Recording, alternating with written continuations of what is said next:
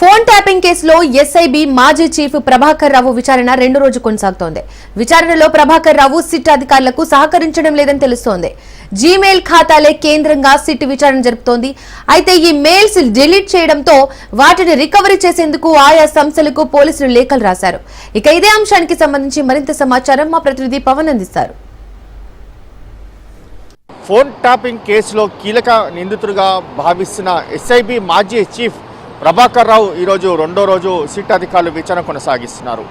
Supreme court ఆదేశాలతో జూబ్లీస్ police స్టేషన్లోని యొక్క SIT కార్యాలయం ముందు కూడా లొంగిపోయిన ప్రభాకర్ రావును అయితే నిన్న 6.5 గంటల పాటు కూడా విచారించారు. ఈరోజు రెండో రోజు కూడా విచారణ కొనసాగిస్తున్న పరిస్థితి చూస్తున్నాం. ముఖ్యంగా చూస్తే ఫోన్ ట్యాపింగ్ కేసుకు సంబంధించి పూర్తిగా డేటాను ఎలా డిలీట్ చేశారు, దానికి సంబంధించిన డేటా పూర్తిగా ఎలా దీనికి సంబంధించి దానిపైన సర్వర్లు కావచ్చు, దీనికి సంబంధించిన ఇతర హార్డ్ డిస్క్లను ధ్వంసం ఎలా చేశారని దానిపైన కూడా ప్రధానంగా సిట్ అధికారులు కూడా విచారణ కొనసాగిస్తున్న పరిస్థితి చూస్తున్నాము. కానీ ఈ యొక్క సిట్ అధికారులకు సంబంధించి మాత్రం సరైన సమాధానం చెప్పట్లేదని చెప్పి కూడా ప్రధానంగా మనకు కొంత సమాచారం ఉంది.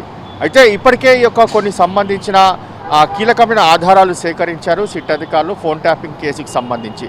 ఎందుకంటే ఇప్పటికే చాలామంది వందల మంది ఇందులో వాంగ్మూలాన్ని కూడా స్టేట్మెంట్ కూడా సిట్ అధికారులు రికార్డ్ చేశారు.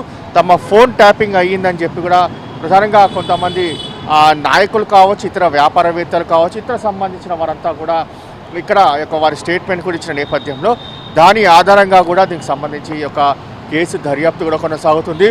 ముఖ్యంగా చూస్తే ఇప్పటికే జీమెయిల్ సంబంధించిన యూజర్లు కావచ్చు, యాపిల్ సంబంధించిన యూజర్లకు సంబంధించి వారి కంపెనీలకు కూడా పోలీసులు సిట్ అధికారులు ఒక లెటర్ కూడా రాశారు. దీనికి సంబంధించిన డేటాను తమకు ఇవ్వాలని చెప్పి కూడా ప్రధానంగా ఇందులో పేర్కొన్నారు. మరోవైపు చూస్తే హార్డ్ డిస్క్కి సంబంధించిన డేటాను కూడా రిట్రీవ్ చేయడానికి కావాల్సిన ఏర్పాట్లు కూడా దీనికి సంబంధించి కూడా వారు ఎఫ్ఎస్ఎల్ కూడా పంపించిన పరిస్థితి చూస్తున్నాము. ఇక రెండో రోజు సంబంధించిన కస్టడీ యొక్క విచారణ కొనసాగిస్తున్న పరిస్థితి చూస్తున్నాము.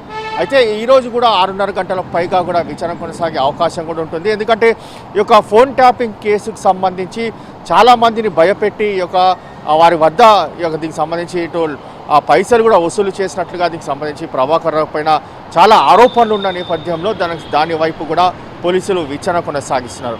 మొత్తానికి ఓవరాల్గా ఫోన్ ట్యాపింగ్ కేసులో చాలా కీలకంగా భావిస్తున్న ప్రభాకర్ రావు సంబంధించి మాత్రము ప్రధానంగా ఇప్పటికే అధికారులు మాత్రం అతన్ని విచారించినా కూడా ఎక్కడ కూడా సరైన సమాధానం మాత్రం చెప్పలేని పరిస్థితి కూడా మనం చూస్తున్నాము. కానీ ఈరోజు మాత్రం ఈ యొక్క విచారణ చాలా కీలకంగా మారే అవకాశం కూడా ఉంటుంది. ఎందుకంటే ఇప్పటికే కొన్ని సాక్ష్యాధారాలు అన్నీ కూడా సేకరించిన అధికారులు ప్రభాకర్ రావు ముందు పెట్టి కూడా విచారణ కొనసాగిస్తారు. దానికి సంబంధించి కూడా ఇలాంటి